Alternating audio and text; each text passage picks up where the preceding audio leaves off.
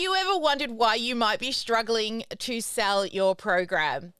Well, I know a lot of coaches out there that may be struggling to sell their program, and it's not for a lack of trying. But today what I'm going to do is share with you probably the reason why a lot of you are struggling to sell your program, because it's the way in which you sell it. So hang on in as we get stuck into today as I share with you the 3 Ps. Yeah, that's 3 Ps that will help you to really sell your program.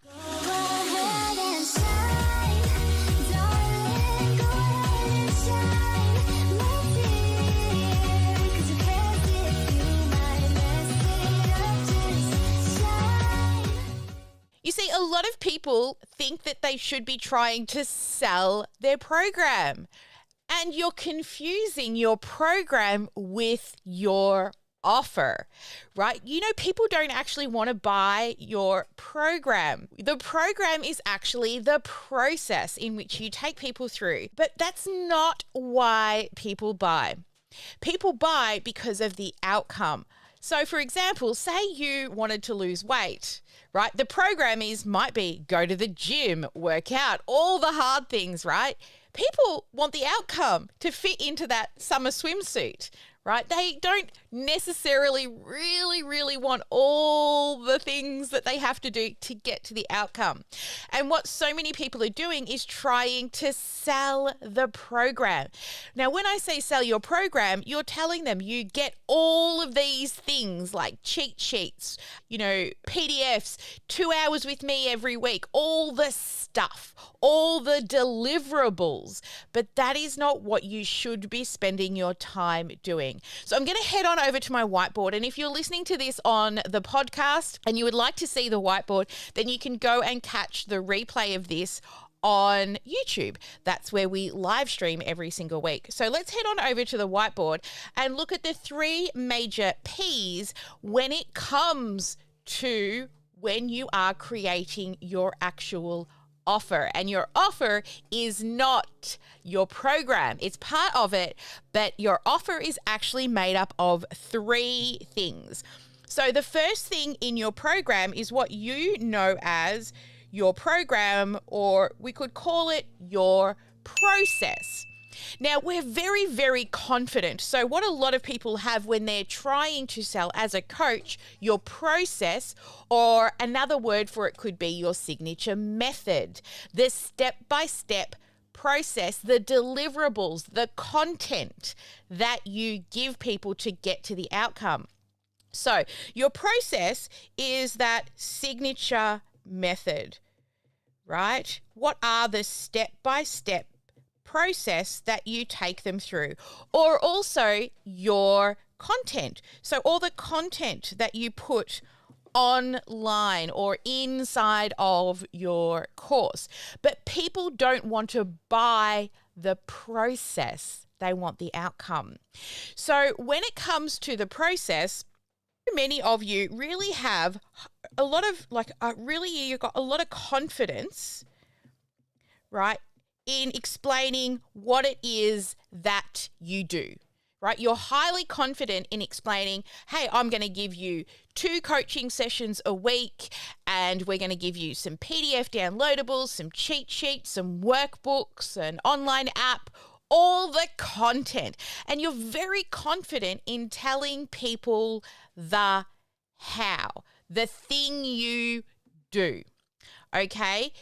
But that is not what sells your program.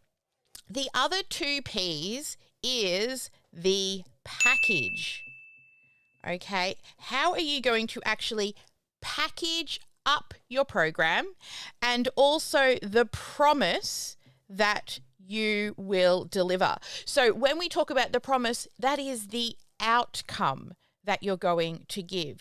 Now, these 2 things, the package and the promise, these should make up 100% of your marketing. But what so many people are doing is they're trying to sell this, the process. And your potential customers don't want the process, they want the package and the promise. So under the package area, what they want to know is what is the what is it going to cost? So the price point is in the package. How long is it going to take? The time frame to get to the result. And if you've got any bonuses, tactical bonuses, scarcity, all those types of things all go into the packaging of your program. And the promise is the result.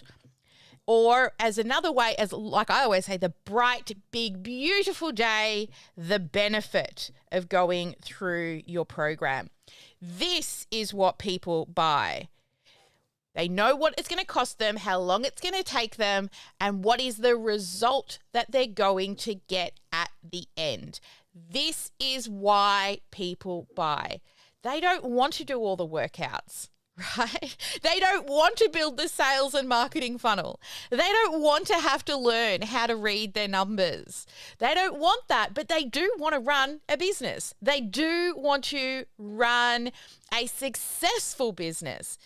So, for example, in our program, I could tell you all the steps that we take you through, but when it comes to the big, bright, beautiful promise, we help you to design a high-ticket offer that attracts raving fans that want and need your help. That is so much better than telling you you've got to create your vision, your offer, your live event, build the tech. That sounds like hard work, right? Well, most amazing results do come with hard work. But when you're creating your marketing plan, you should be thinking about the outcome that you get people to. So what does the outcome look like? Well, I want you to think about, where are your people? Okay, so down here, they've got some kind of problem. I always say they're kind of standing under this rain cloud, right? And they're struggling with whatever it is that you help them with, whether it's training a puppy or being able to cook simple but healthy meals, whether it is helping people overcome grief or work through their own grief. And you have the answer down here, which is the big, bright, beautiful day,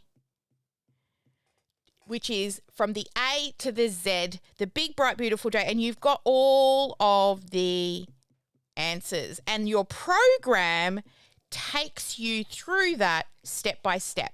That's your signature method. Okay, the steps you take people through to get them to the result. Now, so many people are down this end going, hey, check me out.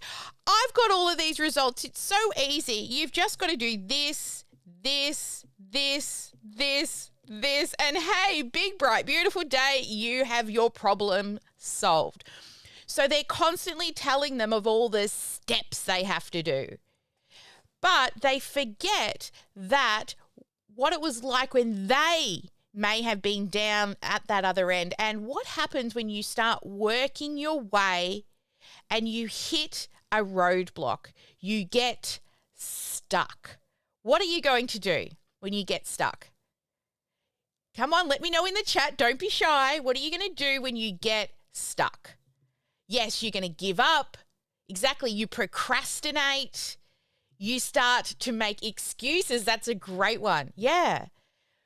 So what I want you to start to do is, as you're trying to build out your promise, the promise of the outcome, rather than standing over in the big, bright, beautiful, sunshiny day and yelling at your people, I want you to walk over to them and I want you to stand beside them and I want you to start to listen to what they need. You're going to pitch an umbrella, stand next to them and start to listen to what it is that they need.